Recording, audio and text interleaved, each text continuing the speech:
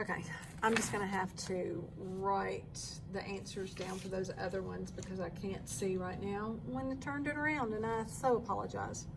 So let's look at 41.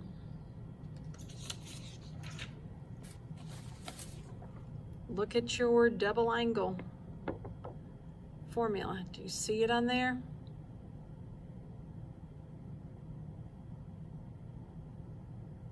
It's right here. I'm not sure why it's not focusing in on that. There we go.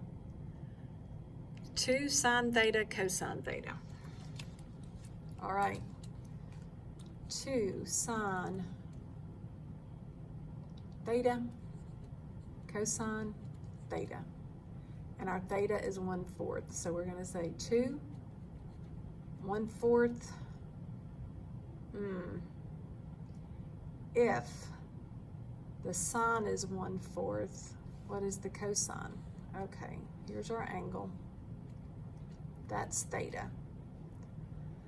If sine is 1/4, what is cosine?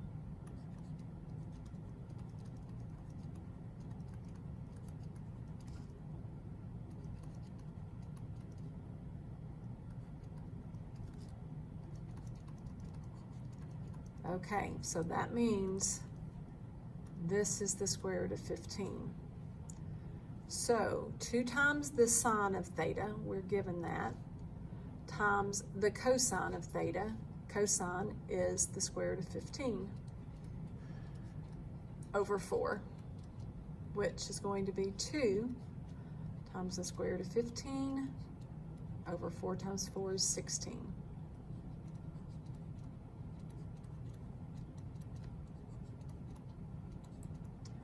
And this should be our answer choice. Okay, if sine theta is 1/4 and theta, okay, so it's the same kind of thing. If sine is 1/4, it's in the first quadrant, find the exact value of cosine 2 theta. Look on your formula sheet. Cosine 2 theta is cosine squared theta minus sine squared theta.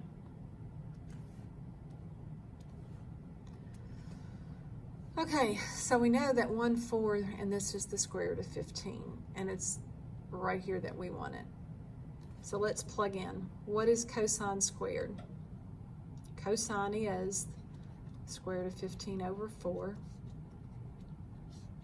minus, what is sine? 1/4.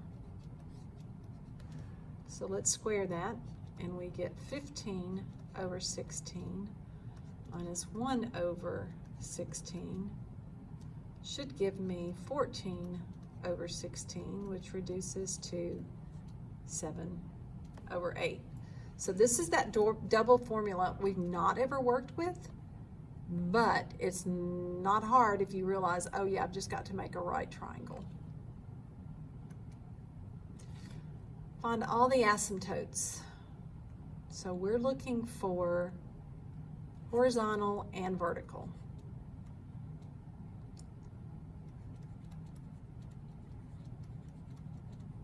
So we want where our vertical asymptotes, and those are where x is equal to 2. So we can eliminate that and that and that. Okay. Now we're wanting to find which one of these is it going to be. So when is it 1? Remember, when this is greater than that, we actually have to do some factoring. It's when it's less than that there is something, and when it's equal to. When they're the same, isn't it 0? Anyway, when this one is greater, we have to divide it out. So we're going to factor this.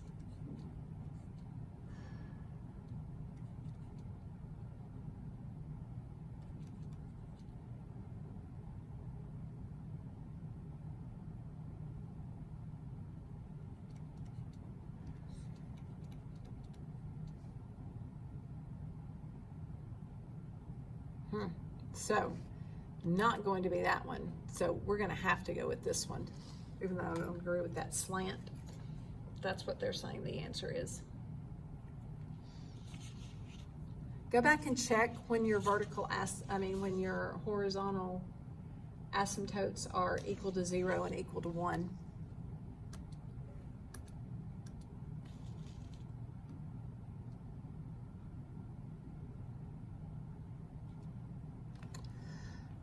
Okay, select the graph.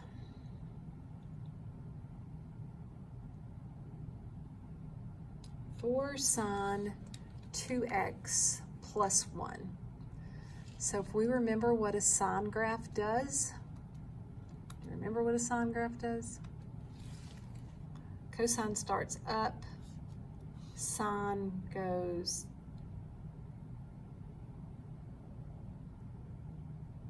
to right here.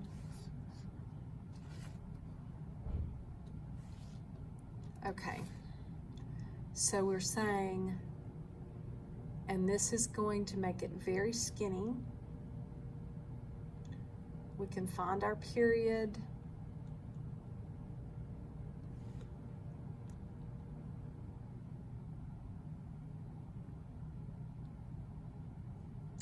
So it appears that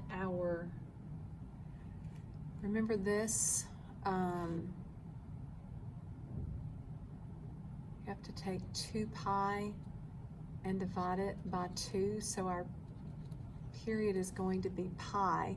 So it starts to repeat at pi. That one does. Nope.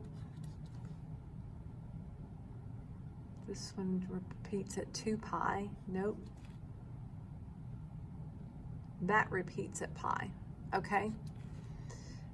But this is shifting up 1, so instead of starting at 0, it is going to be crossing here. So this is our answer choice. So I didn't have to do a lot with this.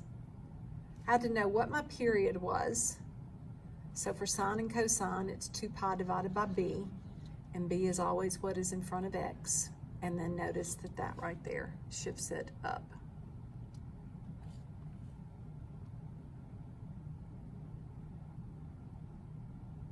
Okay, let's look at the questions being asked on this one. Here's our graph.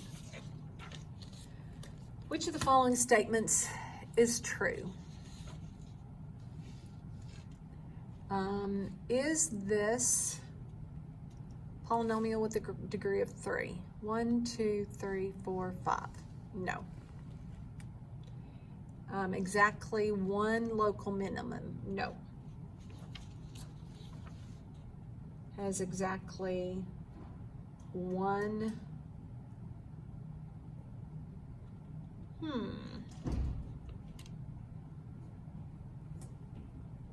1 local max.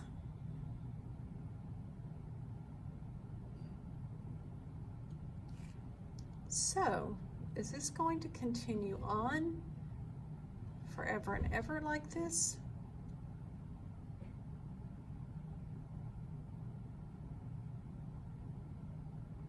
Has a range from negative infinity to positive infinity? No, because it's going from here to here.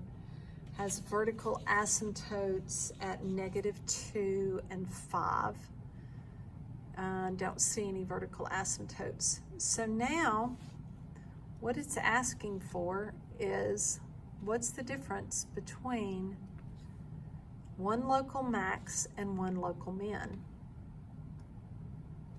The correct answer to this one is that it has 1 local max.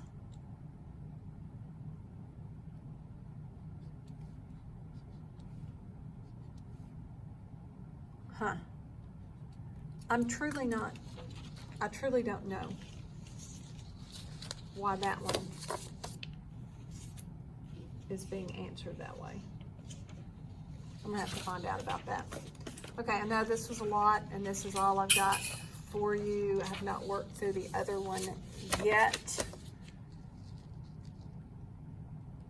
There's a better picture of that.